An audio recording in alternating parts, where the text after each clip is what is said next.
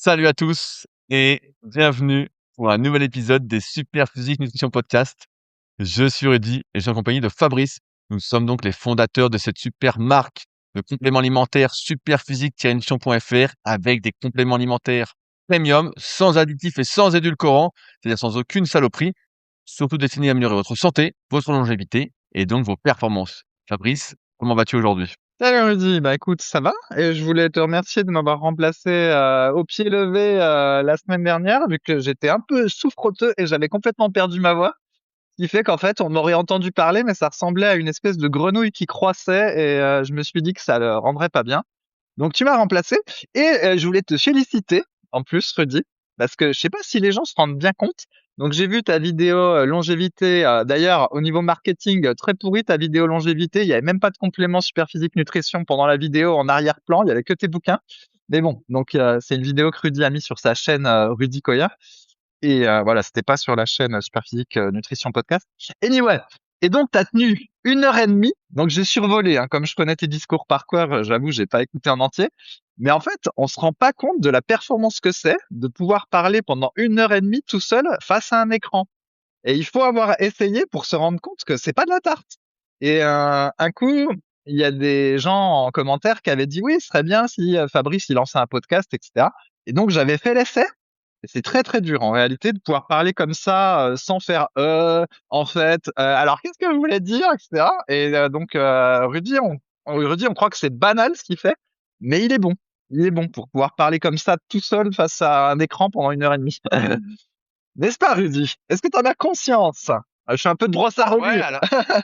Ouais, non, mais après, c'est aussi, comme déjà, on sait que l'expertise, c'est l'expérience. C'est comme ça fait depuis 2009 où tu m'avais lâchement Ouais, ouais, abandonné c'est bon, on va faire cette pardonner. vidéo. Combien de répétitions faut-il faire où t'as pas voulu être avec moi? On était chez toi, je me souviens, et j'étais tout seul à moitié dans le noir en plus sur la première vidéo sur la chaîne Super Physique dont on se sert plus du tout. Mais bref, après, la longévité, c'est un sujet qui nous passionne quand même ces dernières années. J'ai écrit le guide ultime de la longévité, donc j'ai écrit d'abord l'article avant de faire la vidéo. Et en fait, il y a aussi Arnaud qui est là, derrière la caméra, pour éviter justement que je sois tout seul à parler. Ah oui. En fait, c'est comme si je parlais à Arnaud, qui est là et qui après me dit, «Ah, tu oublié de parler de ça» ou «Tu oublié de parler de ça» ou «Tu pourrais parler de ci» ou «Tu pourrais parler de ça». Et c'est vrai que celle-ci, pour moi, elle était vraiment super. Elle a plutôt bien marché sur ma chaîne principale Rudy Koya.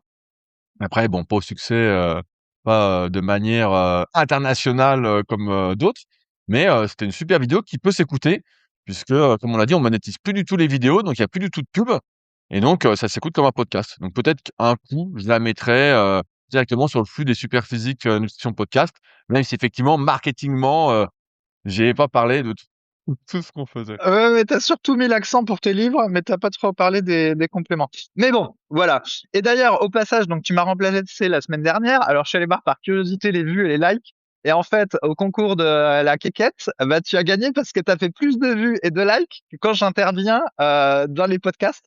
C'est à se demander pourquoi je suis là. Mais bon, on va dire que c'est pour mon public à moi qui est plus restreint que le tien. Mais voilà, au final, t'as fait plus de likes. Donc je me suis dit, ah, c'est bien la peine que je sois là. Ok. Alors, autre sujet. Donc, j'ai tout un, voilà, à l'ancienne, hein, j'ai tout écrit. La dernière, il y a 3 semaines, oui. Il y a 3 semaines. Donc, j'avais parlé un peu de notre marque et j'avais dit que voilà, cette année, l'objectif, c'était qu'on devienne la première marque indépendante de compléments alimentaires en France, vu qu'elles avaient toutes, non, j'exagère, il y en avait beaucoup qui avaient été rachetées par des fonds d'investissement, tout ou partiellement. Et d'ailleurs, il y en a qui ne savaient pas qu'une marque très connue, voilà, elle avait été rachetée. Et donc, j'avais incité les gens à nous remercier pour ce podcast en allant voir ne serait-ce que la page d'accueil de notre boutique, qui est fort jolie vu que je ne cesse de l'améliorer. Et ça marche un C'est vrai, petit tu sais peu. qu'elle est belle. Ah ouais, ouais. Et là, je travaille sur la page qui s'appelle Notre Gamme. Pareil, elle est très très belle maintenant. Et bref, et donc en 3 semaines, j'ai eu le temps de faire plein d'améliorations pour atteindre cet objectif de devenir voilà la marque numéro un. Et notamment maintenant, on peut payer avec Apple Pay et Google Pay, donc du coup, ça limite un peu la friction au niveau du panier d'achat. Et puis bref, je ne cesse de rajouter des pages et tout ça, et de travailler sur des nouveaux compliments. Donc, je pense que ça va le faire. Et alors, pour l'anecdote, si ça t'intéresse, Rudy, tu me dis si tu veux que je parle 5 minutes de ça. J'ai fait ce qu'on appelle une espèce d'étude marketing pour avoir un petit peu nos profils clients type. Alors, bon, c'est un peu rigolo. Tu veux que j'en parle 5 minutes ou on passe au sujet Oui, suivant? oui, Ok. bah, dis-nous, on va voir si ça me surprend. Ok. Si. Alors, donc souvenir de cours de marketing. En plus, j'en avais pas eu beaucoup parce que moi, c'était plutôt un profil, on va dire ingénieur. Donc, en gros, déjà, il faut segmenter la gamme des produits, ce qui est déjà pas inintéressant en soi, puisque ça permet déjà de réfléchir à comment on organise la gamme. Donc, je te donne la segmentation que j'ai trouvée, on va passer vite là-dessus. Donc, il y a ce que j'appelle les essentiels. Donc, les essentiels, ça va être le super vitamine, la vitamine D, le ZMB, donc c'est zinc, magnésium, vitamine B6. Excellent placement produit, Rudy, merci. Voilà, Elite ZMB. En gros, voilà, ça, c'est les essentiels. Après, il y a ce que j'appelle la longévité. Donc là, pour le moment, ça va être tout ce qui est lié aux articulations. Donc là, on va avoir notre collagène, avec 2 brevets d'ailleurs. Maintenant, je l'appelle plus collagène marin parce que ça faisait un peu cheap, donc je l'appelle collagène avec 2 brevets. Il y a le collagène, il y a le super articulation, la glycine, la glucosamine. Voilà, ça c'est la longévité. Ensuite, il y a ce que j'appelle les suppléments, on va dire bien-être et système. Donc là, ça va être la mélatonine. Éventuellement, on peut remettre la glycine là-dedans. On a le biotique aussi. Voilà. Après, il y a les suppléments qu'on va appeler dits performance. Donc là-dedans, on va mettre la créatine, nos BCA boostés, et un autre super pump et les glucides. Voilà, c'est pour performance. Ensuite, on a toute la partie gamme bio que j'ai à nouveau éclaté en 3. Donc là, tu as la partie protéines. On a notre mélange végétal de protéines. Voilà, notre whey, la protéine de pois, la protéine de soja. Voilà, donc ça, c'est la partie protéines. Enfin, il y a la partie gainer. Donc là, bah, il y a notre gainer, notre poudre d'avoine, notre poudre de sarrasin. Et enfin, il y a la partie que je vais appeler épicerie. Voilà, j'étais assez content de mon bol, là. Épicerie bio, où là, on a notre muesli, nos oléagineux. Et bon, j'ai peut-être oublié un ou deux compléments, mais en gros, c'est l'idée. Et donc, voilà comme ça se passe, mon Rudy. Donc, je prends toutes les commandes qui ont été passées sur un an. Voilà. Et en fait, je consolide pour chaque personne. Donc, par exemple, je vais mettre Rudy Koya, lui, il a passé 20 commandes. Bon, en réalité, il en passe une par mois. Il va essayer d'être, voilà, il en a passé 12. Il a un chiffre d'affaires cumulé de temps. Alors, Rudy, je sais pas si on dit la vérité, mais en gros, il passe des commandes de 500 balles par mois. Donc, on va dire 500 fois 12. Ça fait, C'est un bon client. C'est un bon ouais, client. c'est un bon client. Donc, ça fait C'est 6, dommage qu'il paye presque pas, ouais, quoi. ça fait 6000 balles de chiffre d'affaires par an. Après, voilà, il y a la partie réduction. Donc, lui, il a beaucoup de réductions, Rudy. Donc, en réalité, il paye pas les 6000 balles par an, mais bon. On va pas, ouais, c'est l'enfer là-dedans. Là, il prend tous les compléments. Il ment pas. Il Ouais, prend tous les je sais, compléments. j'en prends beaucoup. Et ensuite, après, je mets tous les compléments que tu as commandés pendant un an. Voilà. Et ensuite, je vais segmenter par rapport aux rubriques que j'ai dit. Donc, ça va être, par exemple, tu as commandé 10 essentiels, 5 performances, 20 protéines, etc. OK. Et après, donc, on analyse tout ça en regardant justement comment comment dire, les quantités en fonction des segments. Et c'est ça qui est très rigolo, c'est qu'en fait, on s'aperçoit que grosso modo, il y a 3-4 profils, et en fait, les 3-4 profils de clients correspondent un peu à toi, Rudy, un peu à moi et un peu à Loïc. Alors, j'explique. En gros, donc, il y a un profil qui va ressembler à moi. Donc, ça va être des gens qui vont avoir entre 40 et 50 ans. Alors, pour estimer l'âge, je me base sur le prénom, en fait, parce qu'on demande pas de la date de naissance. Il y a plein de sites qui demandent la date de naissance. Moi, je trouvais que c'était nul. Parce que je voulais pas envoyer du marketing le jour de votre date de naissance en disant oui, bon anniversaire, voici un coupon réduction. Je trouve que ça fait un peu pitié. Donc, bref, je demande pas la date de naissance, mais on peut extrapoler sur le prénom. Bref. Donc, il y a des gens qui vont être un peu comme moi, et eux, ils vont commander surtout des compléments santé et longévité, en fait. Et pas de gainer, forcément, parce que voilà, ils sont plus dans la logique muscu. Éventuellement un tout petit peu de protéines, mais très peu. Mais voilà. Donc ça, c'est, on va dire, les santé longévité entre 40 et 50 ans, à peu près. OK? Ensuite, t'as, on va dire, l'athlète hybride, et donc c'est qui est représenté par toi. Et en fait, eux, ils ont un mix. Donc ça va être santé, longévité, protéines et un peu performance. Tu vois? Ça va être un peu tout ça, mais plus gainer. En fait, il y a pas, ils prennent pas de gainer. Voilà, pas de gainer. Et donc voilà, on va les appeler les athlètes hybrides, ceux-là. Donc c'est ceux qui, et ils ont à peu près ton âge en plus. Allez, on va dire 35, 45 ans ou 30, 45 ans. C'est assez rigolo, c'est tout à fait comme toi. Ok? Et, très fidèle en plus. Le client athlète hybride est très fidèle, je dis. Donc bon, voilà, moi ça va.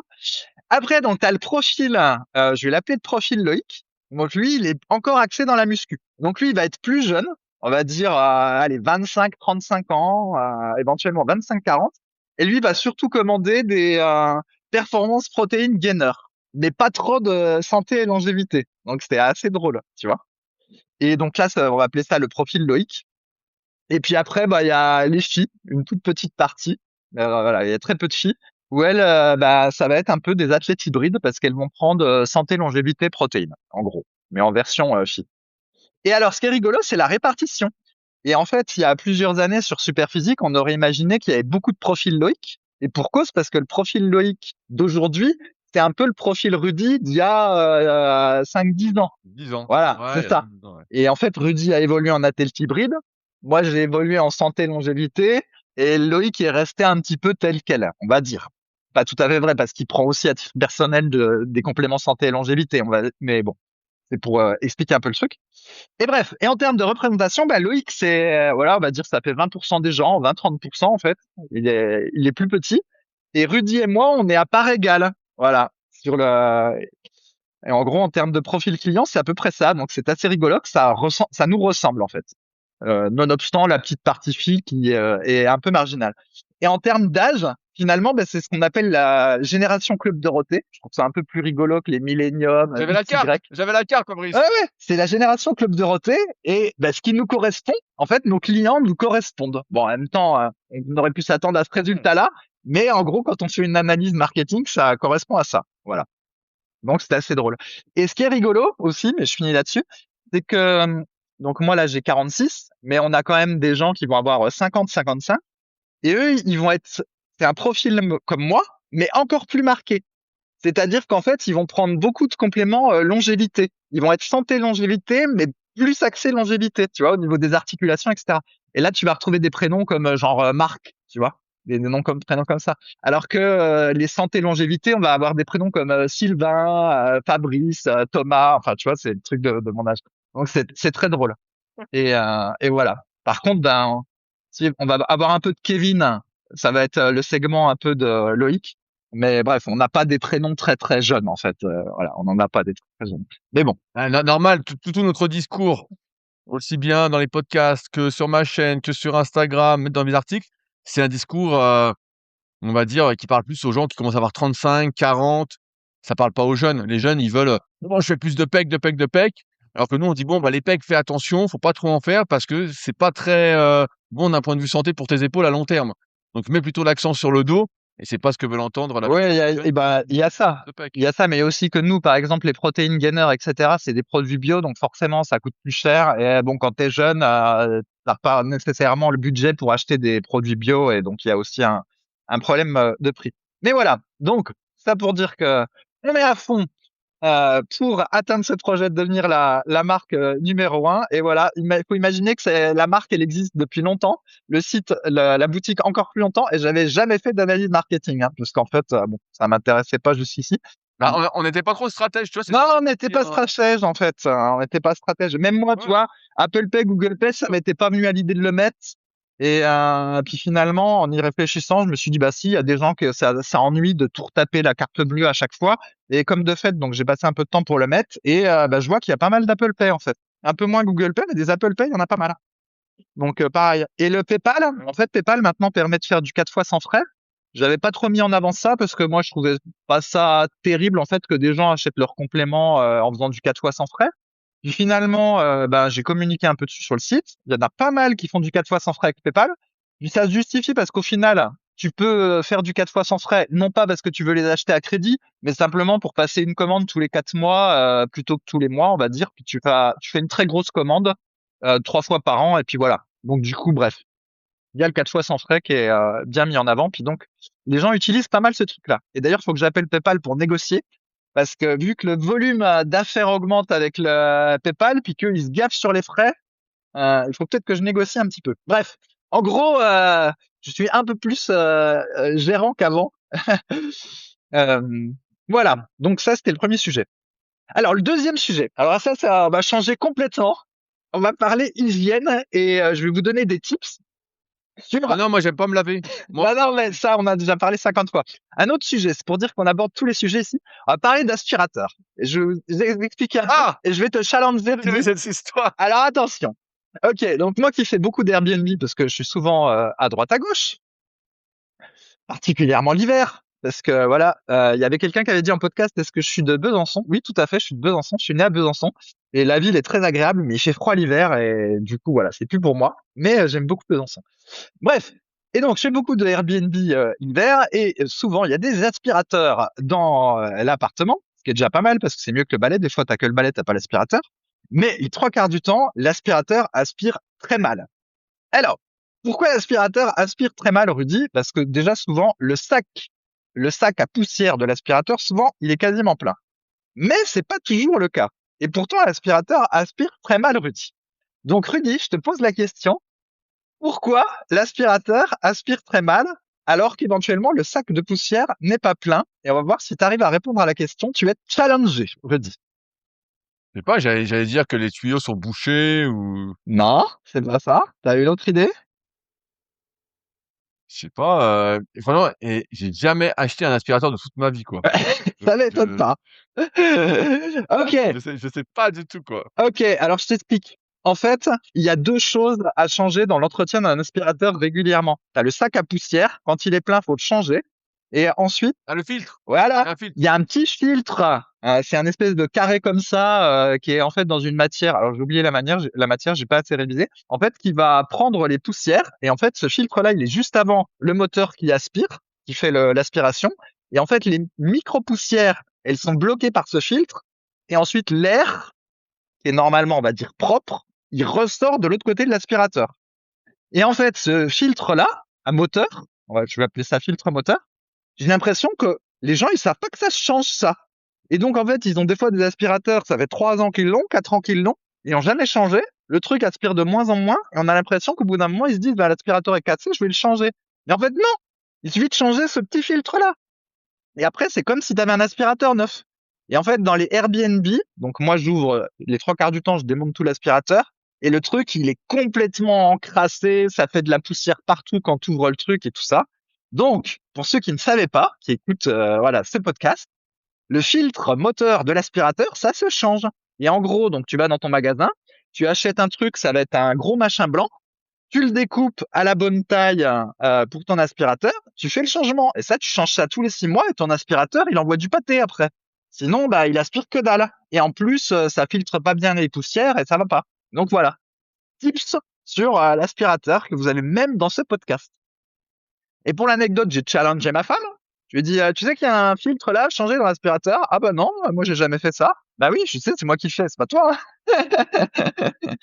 Ouais, Quel homme moderne, hein? Quel homme moderne. ah ouais, mais ouais, je me fais toujours avoir. C'est toujours moi, tu sais, qui dévisse les siphons quand ils sont bouchés à cause de ses cheveux dans le lavabo. Ouais, et c'est moi qui change les trucs d'aspirateur. Ouais, toujours comme ça.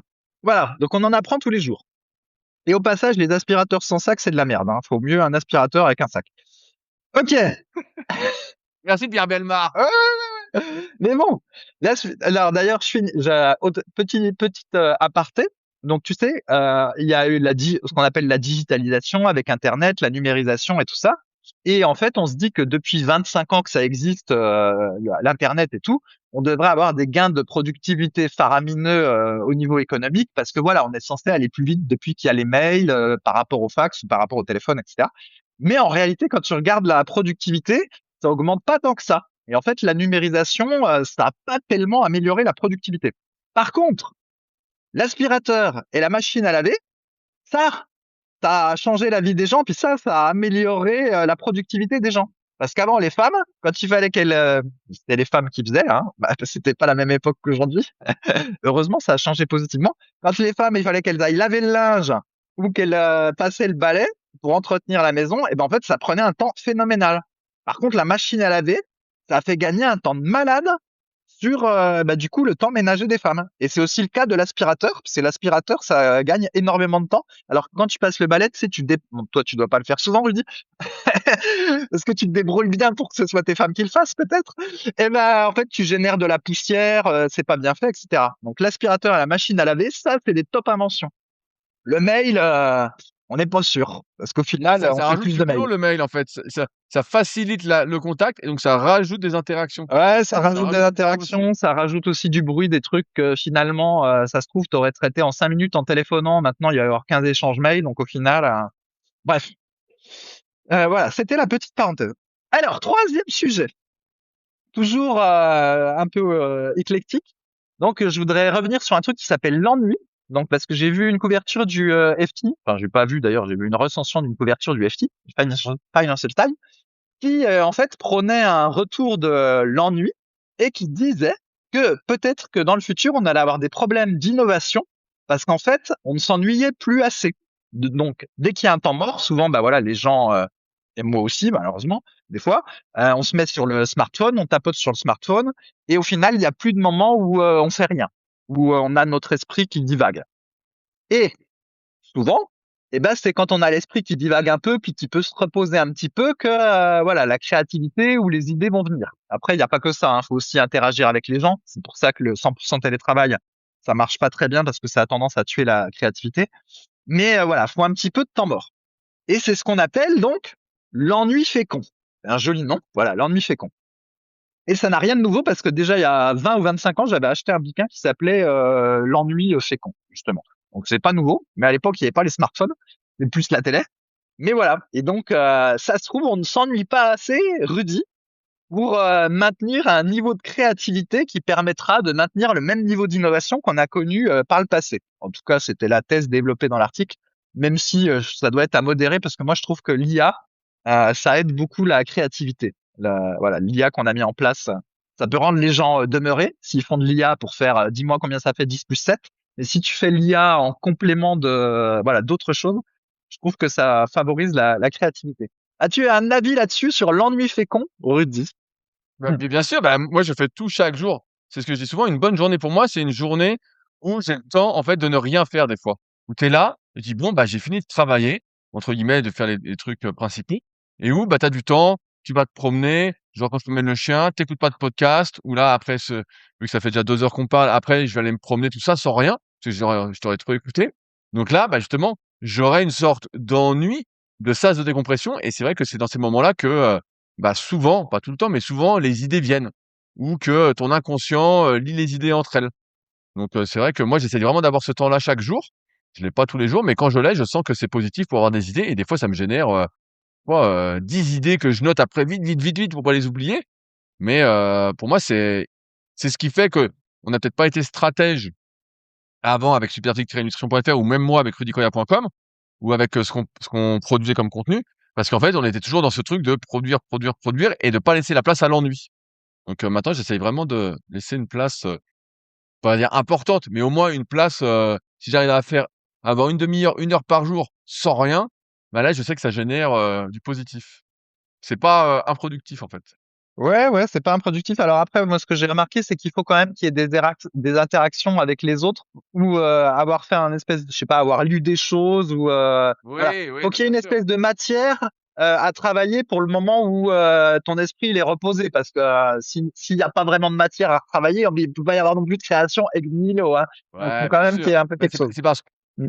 c'est parce que moi, je lis tous les jours, j'écoute, des podcasts tous les jours, je discute avec des gens tous les jours, donc c'est sûr qu'après quand j'ai le moment, tu sais, je sais plus, c'est les tests un peu de personnalité, mais moi je me ressource tout seul plutôt qu'avec des gens. Ouais, Une fois que j'ai vu des gens pendant des heures, ben, à un moment j'ai besoin d'être tranquille et c'est là que les choses se font ou pas, quoi. oui, oui. Là, le test de personnalité auquel tu fais référence, ça doit être le test MBTI. Ou, bref, Voilà, ça doit être où ça. Rudy a un profil, il a pas fait le test, mais il est très probablement INTJ comme moi, pour ceux qui connaissent.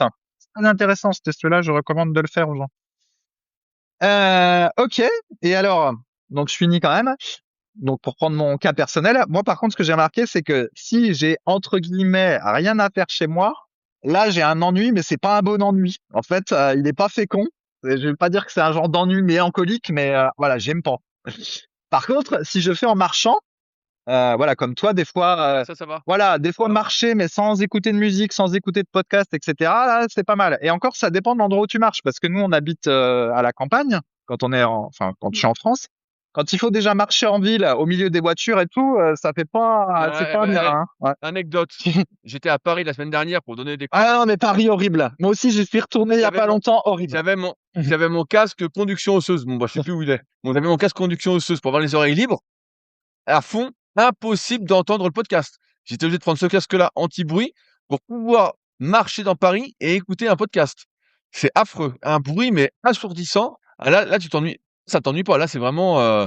Là, tu deviens fou, hein. Ouais, ouais, ouais. C'est pas bon. En fait, si t'habites à Paris, faut aller du côté du bois de Vincennes ou quelque chose, donc faut prendre le métro pour pouvoir aller marcher Faut parce mettre que un casque anti-bruit. Faut mettre un casque ouais, mais anti-bruit. après c'est un peu spécial aussi. Il y en a plein qui le font ça maintenant, mais bon, tous des gens qui sont avec le casque pendant que tu marches dans la rue, bon, c'est un petit peu, ça fait un peu Zombieland, hein, entre ceux qui regardent leur téléphone puis ceux qui ont le casque.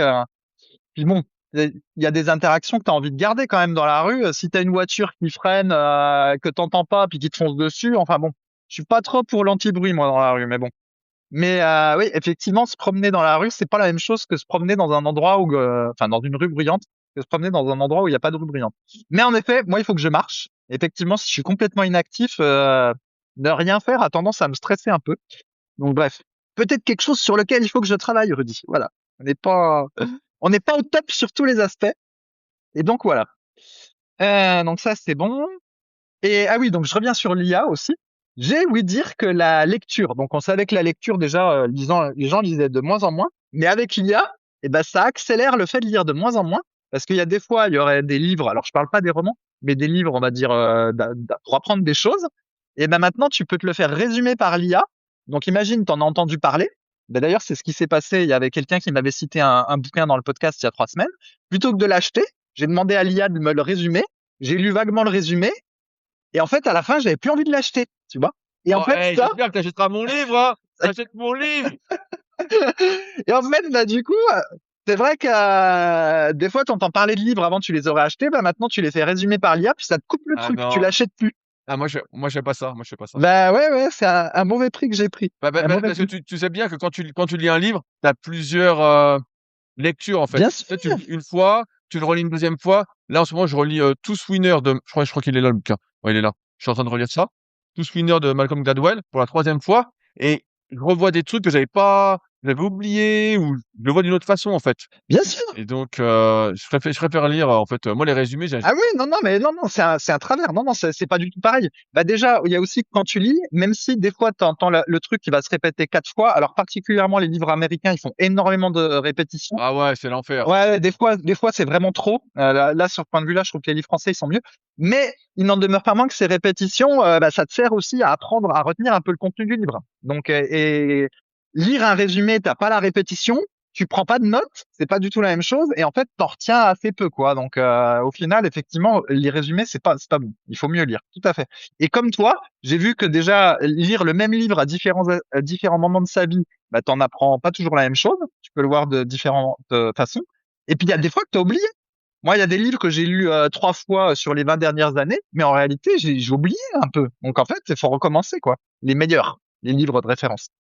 Bref, c'est la petite parenthèse. Donc moralité, il faut avoir un espèce d'ennui fécond. Voilà, il faut préserver des petites plages d'ennui et pas être sur le smartphone à chaque instant, parce que sinon, bah, on a plus ce truc-là, on perd ce truc d'ennui. Et après, bah voilà, il y aura peut-être moins d'innovation, sans compter tout ce qui se passe sur votre cerveau qui ne se repose plus. Alors, autre sujet. Alors justement, on va parler cette fois-ci de la concentration et du flow sur le travail sur l'ordinateur. Donc, on a déjà parlé plusieurs fois de ce truc-là, mais je voudrais y revenir. En fait, il y a des gens qui ont du mal à se mettre au travail, et du coup, bah, il faut qu'ils utilisent des espèces de techniques pour être un petit peu concentrés sur leur travail, euh, particulièrement quand c'est du travail qui leur plaît pas. Donc, une des techniques classiques, c'est ce qu'on appelle la méthode Pomodoro. En gros, c'est de dire, allez, je me force à chronométrer 25 minutes et pendant 25 minutes, je travaille et je fais rien d'autre. Je vais pas regarder mes mails, je vais pas regarder l'actualité, je vais pas le smartphone, etc. Et l'avantage de cette méthode-là, c'est que tu te dis, bon, allez, je tiens 25 minutes, tu t'y mets, peut-être qu'au bout de 3 minutes, tu dis, ah, ça me fait chier si je regardais mon smartphone, mais tu tiens, parce que tu sais que tu que 25 minutes à tenir. Et passer les 10 premières minutes, après, ça y est, normalement, tu es un petit peu concentré, puis c'est bon, tu vas tenir jusqu'au 25. OK. Et après, tu fais 5 minutes de pause, tu répètes le truc, et en gros, au bout de 4 cycles, donc c'est-à-dire 2 heures, tu prends 20 minutes de pause. Voilà, ce qu'on appelle la méthode Pomodoro, qui est pas mal pour les tâches chiantes qu'on réchigne à faire. Le truc, c'est que pour les tâches, si jamais tu dois écrire un livre, par exemple ce que fait régulièrement Rudy, vu qu'il en a déjà écrit 50 fois, quand tu as ce qu'on appelle le flow, puis que tu es lancé dans tes idées, t'arrêter au bout de 25 minutes, c'est un peu chiant, quoi. Ça te Ouais, pète tout. c'est pas possible. Ça va pas. Donc, il faut une durée un petit peu plus longue. Et donc, une durée plus longue, ça peut être un grand classique, c'est 45 minutes de travail continu et 15 minutes de pause où tu vas te lever, tu te dégourdis les jambes et tout ça. et tout ça. Et ça, donc j'ai testé. Tout ce que je dis, j'ai testé. Les 45 minutes, 15 minutes, c'est pas mal au niveau, on va dire, ostéo, musculo-squelettique. Ça te fait une bonne pause, tu peux bouger un peu, te dégourdir les jambes, etc. Donc vraiment, on se sent mieux quand on fait 45-15 minutes. Mais là encore, 45 minutes, des fois, c'est un peu C'est court. court. Ouais, c'est court. C'est un peu En court. fait, quand t'es vraiment lancé dans ton truc, si c'est une succession de petites tâches, ça va. Mais si t'es en train d'écrire un bouquin, faut reconnaître, ça va pas. Enfin, c'est pas, voilà, une tâche de grande concentration, ça te coupe un peu. Et donc, il y a encore une autre durée qui revient. Cette fois-ci, c'est 90 minutes et 15-20 minutes de pause. Et ça, bah, au niveau du flow, c'est pas mal. Quand tu écris un bouquin, ça te fait 90 minutes d'affilée. Puis après, bah, tu as une grande pause au niveau des 90 minutes. Et il se trouve qu'au niveau du cerveau, en général, au bout d'une heure et demie, de toute façon, il a besoin d'une pause. Donc, ça match, c'est assez optimum du point de vue du flow et de l'écriture d'un livre ou d'une tâche complexe. Mais par contre, au niveau musculo-squelettique, c'est moyen, quoi. Ça te fait 90 minutes assis sans te relever. Voilà. Donc c'est pas le truc est pas parfait non plus, mais voilà, il y a cette durée-là aussi qui revient. Et puis sinon, il y a une étude, enfin une étude. Il y a une appli. Alors j'ai oublié comment elle s'appelait. Je sais plus Zendesk ou Desk, je sais pas quoi. Qui a fait des statistiques sur son utilisation, puis qui a remarqué que, soi-disant, les gens les plus productifs, ils avaient un rythme qui était 52 minutes de travail et 17 minutes de pause. Bon, pas trop ce qu'on peut faire de ce chiffre-là, mais voilà, je suis tombé sur ce truc-là aussi. Mais j'ai trouvé que l'exercice était un petit peu intéressant parce qu'en fait, enfin l'exercice de réfléchir à ça, il faut trouver un compromis sur certaines tâches entre le flow et le trouble musculo-squelettique. Et voilà. Et du coup, c'est pas si simple que ça. Donc, je te demandais, Rudy, si tu avais déjà réfléchi à ça. Moi, à titre Ouais, personnel, ouais, bah moi je ouais, ferais quelque chose. Vas-y, dis-nous ce que tu ouais. fais et je te dirai. Ben, à titre personnel, en fait, moi, je fais pas bien. Parce qu'en fait, il y a des fois, je suis tellement dans mon truc que je peux rester 2 heures et demie sur l'ordi d'affilée. Et après, je me lève, j'ai mal partout. Mais en fait, j'arrive même pas à me relever. Des fois, je me retiens de pisser parce qu'en fait, j'ai pas envie de m'interrompre. Et du coup, là, je me force. Donc, le truc qui est pas trop mal, c'est 45-15 pour moi. Donc, j'ai utilisé ma petite appli compteur d'intervalle, qui est vraiment très, très bien, cette appli compteur d'intervalle. Elle sert pour l'entraînement, high intensity training. Elle sert pour la cohérence cardiaque et elle sert même pour travailler sur ordi. Bref. Et 45-15, c'est bien. Et ça me force à faire une coupure à 45 minutes. Et finalement, ça déconcentre pas tant que ça, vu que pendant les 15 minutes, tu réfléchis encore un petit peu, tu vois, t'es encore un peu dans ton show. Donc, mais voilà. Mais vas-y, dis comment toi tu fais. Bah, moi, en fait, je fais 1 heure et 15-20 minutes de pause en général. D'accord. Et tu En chronomètres ou fait, tu en fais fait, à l'œil? Ou tu fais... non, alors en fait, j'ai trouvé une musique sur YouTube, Ouais? sans pub évidemment, qui dure 1 heure et qui me met bien. Ça doit me faire générer les bonnes ondes au niveau cérébral. Ouais, une musique alpha? Et non, Mhm. ouais, bah c'est une musique de film sans parole. D'accord, d'accord. Bref, et je mets ça et ça dure pile 1 heure. Donc Ok. en fait, je lance et quand c'est fini, bah je dis bon bah il y a plus de musique, bon bah c'est la pause quoi. Pas Et mal. Ouais, souvent bonne c'est bien, technique. tu Pas vois. mal. Ouais. C'est pas mal. Une heure, je vois que c'est bien. Et après, je me relève et soit je vais marcher, soit je fais des étirements, soit, je sais pas, je discute s'il y a quelqu'un, je passe un Un peu de appel. ménage. Non, ça non. Ouais. Ça non, mais voilà, ouais. Une heure, c'est bien pour moi. Je vois 1 heure, et 1 heure, 15 minutes. Mais ça fait vite la matinée, tu vois. C'est un peu comme quand je donne des cours pour les CQP en visio, quand je peux pas me déplacer, ou quand c'est trop loin ou quoi. Ou même pour les DEGEPS, où le diplôme est vraiment, eh ben, je fais 1 heure et une pause de 15-20 minutes. Même pour eux, tu vois, je vois que au bout d'1 heure, derrière un ordinateur à écouter, bah, ils sont cuits, quoi. Mhm. Surtout que bon, quand on écoute, on est mis en mouvement. Donc, Mais ouais. Intéressant ce sujet de trouver le compromis entre le trouble musculo-squelettique et le flow. Voilà, un espèce d'optimum. Mais ouais. Et comme quoi, bah, si jamais il y en a qui, à votre boulot, en fait, il faut plein de pauses de 15 minutes, voilà, toutes les heures, bah, c'est peut-être pas que c'est des feignants, c'est qu'en fait, voilà, ils rechargent leur batterie de cerveau et puis ils évitent le trouble musculo-squelettique. Donc, voilà. Alors, il y a un avantage à bien timer. Donc là, dans les tests que j'ai fait, les 45 minutes, c'est 45 minutes quand tu dois bosser puis délivrer, pour employer un mot à l'américaine. Quand il faut délivrer, 45 minutes, c'est pas beaucoup. Donc, ouais, tu bombardes. ah ouais, Tu tu bombardes. bombardes. Là, t'as pas le temps de. Là, tu regardes pas tes mails. Les mails, ce sera plus tard, quoi. Mais tu commences pas par les mails. T'es à fond, t'es à fond, t'es à fond. Ça passe vite les 45 minutes. Donc voilà. Bon, je vais continuer les tests. Pour le moment, voilà, 45 minutes, 15 minutes, c'était pas mal. Même si des fois les 15 minutes, des fois tu trouves ça un peu long. Tu dis bon, parce que toi là, t'es chez Tu toi, t'as vois? la grande maison. Mais là, moi en ce moment, je suis dans un appartement. Bah 15 minutes dans l'appartement à Va Perle, Lyon, marcher Cage. dehors. Ouais, mais ouais, mais bref, faut que je prenne l'ascenseur, etc. C'est un peu chiant. Il y a un coup, comment on dit? J'ai oublié. Il y a une Ouais, friction. un coup d'effort trop important. Ouais, il y a une friction pour sortir parce que, bref, il faut prendre l'ascenseur, faut passer des rues Ouais, un peu merdiques, c'est trop alors que chiant. moi, je vais sur la terrasse ou je me mets Je sur le sais. tapis à marcher, Ouais, je bien sûr, traque le chien, bien sûr. tu vois, donc ça va. Voilà. Bon, du coup, je fais un peu de ménage, bref. Ok. Alors, on arrive à la fin de mon truc. On en est à combien de, j'ai bientôt fini, Rudy. On en est à combien là? Ouais. Bah, on est à 35 minutes, donc j'espère que tu m'as dit que j'avais rien besoin de Ouais, préparer. ouais, ouais, t'inquiète, t'inquiète. Alors, autre sujet. Il y a une étude INSERM qui est sortie il y a pas longtemps, je sais pas si tu l'as vu passer, sur les additifs, particulièrement les conservateurs, donc notamment les sorbates, voilà que j'arrive plus à me redire, les nitrites et les acétates, voilà, si j'ai bien écrit. Et donc en fait, cette étude, elle est intéressante parce qu'ils ont étudié 100 000 personnes et indépendamment des habitudes alimentaires de chacun. Donc, indépendamment de si vous preniez de la malbouffe ou quelque chose comme ça, ils ont vraiment identifié que le fait d'avaler beaucoup de conservateurs, eh ben, augmentait les risques d'avoir des cancers, et donc particulièrement le cancer du sein et le cancer de la prostate, et aussi le diabète de type 2. Alors bon, nous, voilà, on est contre les additifs, donc ça, il n'y a pas de surprise. Et on a toujours senti que les additifs, bon, on sentait qu'il fallait pas trop en avoir, mais là, voilà, tu as vraiment une étude sur une grande cohorte qui met en évidence que les additifs en tant que tels, au-delà de la nourriture transformée, etc., bah, eh ben, c'est pas bon pour la santé. Et sauf que des additifs, bah, il y en a partout et de plus en plus. Voilà. Après, il y a des additifs qui sont entre guillemets, enfin, il y a des additifs qui sont considérés comme additifs, qui vont avoir le code E machin chose, alors que en réalité, des fois, c'est pas très grave, hein. Mais voilà, il y en a qui sont connus pour ne pas être très bons. Donc, et là, il y a une étude qui montre que effectivement, ils sont pas bons. J'ai entendu parler d'un truc à la salle cette semaine. Il y a un gars qui m'a dit, alors je sais plus du tout la marque, hein, je sais pas du tout, qu'il y avait des gourdes maintenant pour boire de l'eau qui avaient une petite encoche où tu mettais un parfum dedans. Et donc, comme tu sentais le parfum genre fruité, bah, ça aidait certaines personnes à boire plus. Ah Je là sais pas si t'as là là entendu là. cette connerie-là. Non, Et donc, tu vois, c'était un peu c'était le débat. Pour moi, il n'y a pas trop de débat. À la salle, de dire, bah, c'est vachement bien, ça aide les gens à boire plus parce qu'ils boivent pas assez d'eau, etc. Parce que le corps est composé d'eau. Bon, bref, je ferai pas tout le laïus dessus.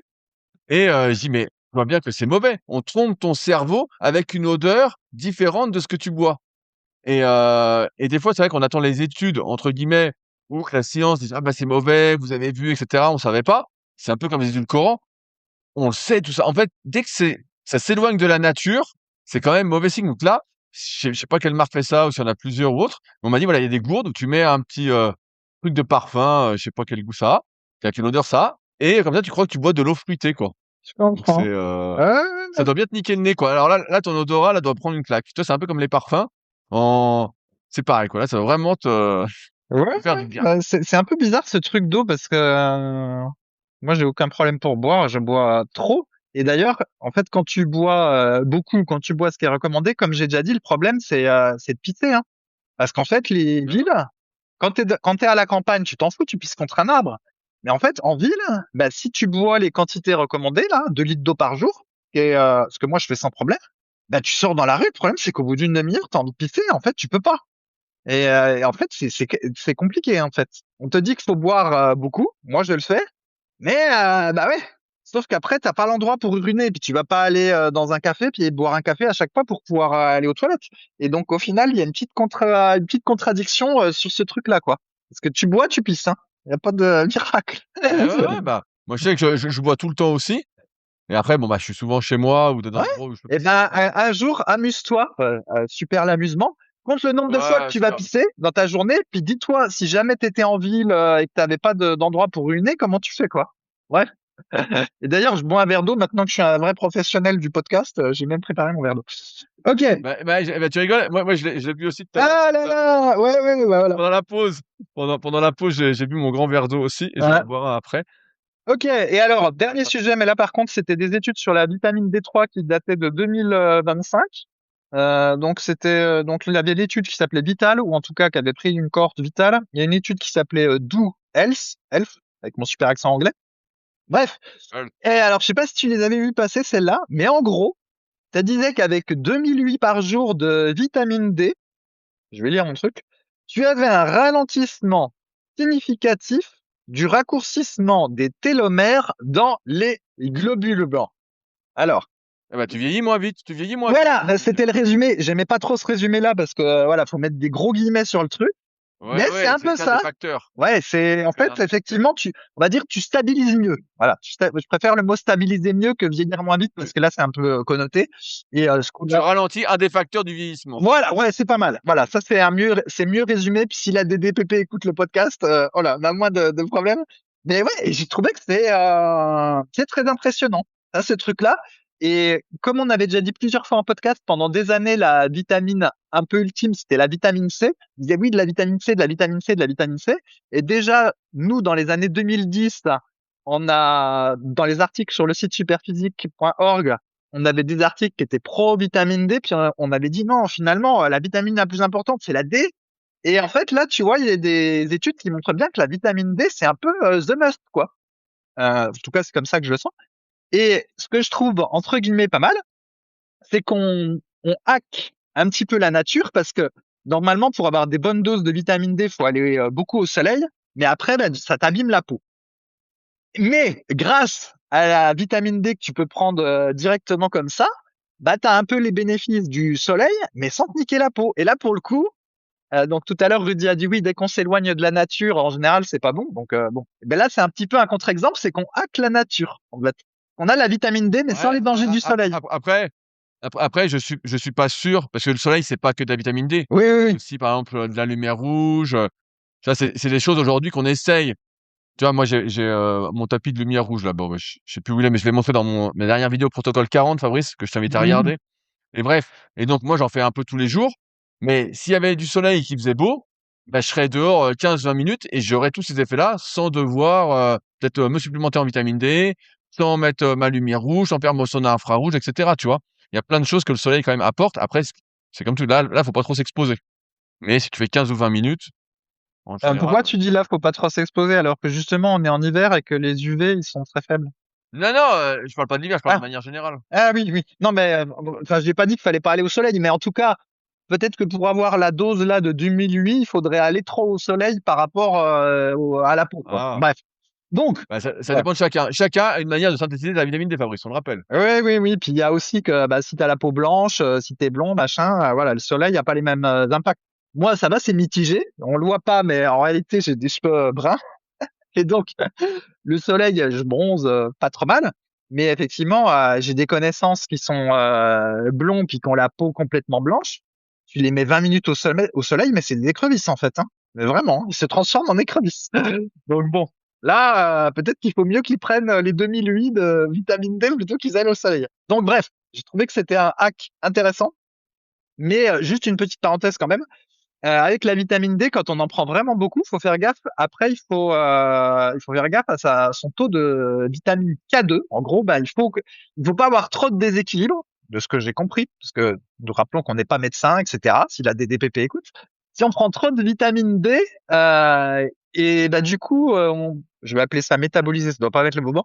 On métabolise mieux le calcium, mais pour que le calcium il soit bien fixé sur les os, il faut de la vitamine K2. Et donc, bah, du coup, faut pas avoir trop peu de vitamine K2 si on prend trop de vitamine D. Et c'est vrai qu'avec la supplémentation, on peut vite avoir la main lourde et en avoir trop aussi, quoi, par rapport à la K2. Donc, attention quand même.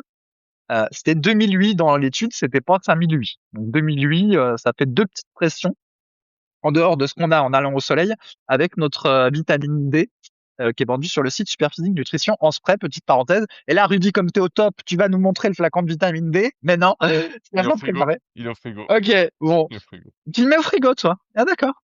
Ouais, ouais, parce que comme c'est avec de l'huile de colza Ouais, et que tu as des oméga 3, c'est mieux de le garder au frigo d'accord. pour minimiser l'oxydation des oméga 3. Donc ça se met plutôt au frigo pour ceux qui Ok. veulent. Ok, ok. Moi, il est dans un Une fois que c'est placard, fait, il est dans un placard fermé à l'abri de la lumière, même si de toute façon le pot est déjà, le petit flacon est déjà un peu opaque. le flacon. Mais voilà. Ok, donc intéressant quand même ce truc-là sur la vitamine D. Tu vois, la vitamine ultime, en tout cas pour le moment, avant qu'ils en trouvent une autre. Mais ouais, vitamine D. Eh oui, bah de toute façon, tout ce qu'on propose en général sur superphysiquenutrition.fr, encore une fois, pour conclure, bah, c'est de nos recherches et c'est de nos besoins et on tape pas à côté avec des suppléments un peu loufoques, comme on pourrait voir ailleurs. Donc c'est sûr que dans les plus importants et j'en parlais la semaine dernière dans le podcast, donc je vais pas refaire un topo, un peu long là-dessus, mais c'est d'abord les compléments santé, vitamine D, oméga 3, multivitamines, collagène et cetera. C'est, heureusement, comme le disait Fabrice tout à l'heure, c'est pratiquement les compléments que vous nous achetez le plus. Ils sont dans Alléluia. la rubrique. Alléluia, on se comprend. Ouais, je les ai segmentés dans la rubrique les essentiels. Enfin, pas le collagène. Le collagène, je l'ai mis dans la rubrique longévité. Mais effectivement, les essentiels, c'est vitamine D, oméga et le super vitamine, parce que quand même voilà, avec l'alimentation, pas facile d'avoir toutes ces vitamines. Mais le sujet des multivitamines est plus complexe que ça, parce que par exemple, dans d'autres super vitamines, on n'a pas mis de fer parce qu'il est plutôt destiné aux hommes. Mais voilà, une femme, ça peut être intéressant d'avoir une supplémentation en fer. Donc, les multivitamines, la difficulté, c'est que comme tout est dedans, bah, c'est difficile d'avoir le truc qui correspond pile à chacun des gens. Voilà. Donc, bon, petite parenthèse.